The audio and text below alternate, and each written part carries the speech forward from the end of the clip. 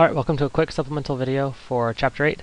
There's one thing that I left out when I did the original that I wanted to explain, and that's the relationship between linear motion and angular motion. So we learned that if you're solving a problem with rotational motion or angular motion, you've got the 5 variables just like with linear motion, except there are alpha, omega initial, omega final, angle rotated through, and time. So you've got 1, 2, 3, 4, 5, and they correspond to the same 5 variables you would have used before: acceleration, velocity initial, velocity final, distance, and time. But a lot of times when you're solving these kind of problems, you're not just starting with angular information and ending with angular information. You want some kind of relationship between the linear velocity or the linear acceleration or the linear distance and the angular counterpart. So how do you get from the linear to the angular, or from the angular back to the linear? So some quick things to spark why this is important. You might want to know how many rotations will correspond to a certain distance, or if you're on the edge of a merry-go-round that's rotating at a certain angular speed, how fast are you actually traveling in meters per second? Like, what's your velocity through the air? Or what accelerations and, more importantly, forces are necessary to get things rotating? Well, that depends on how far away you are from the axis. So the 3 equations are one for distance, one for velocity, one for acceleration.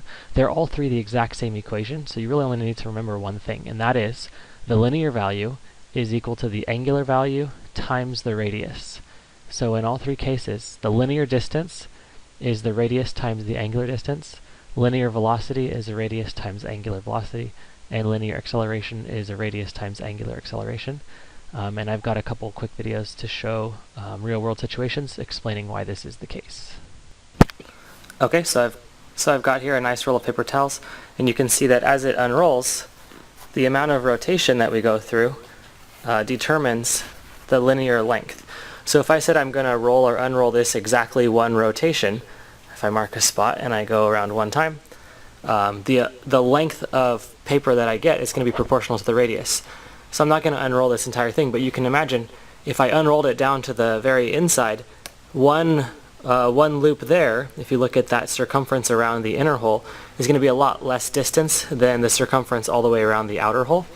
And so, because the circumference grows as the radius grows, the distance traveled all the way around the outside per rotation is going to be a lot more if there's a bigger radius. So the formula linear distance equals radius times angle should make sense. Again, the larger the radius, the longer the distance. And the circumference is 2 pi r. And the angle, when you go around 1 full rotation, is 2 pi when you measure it in radians.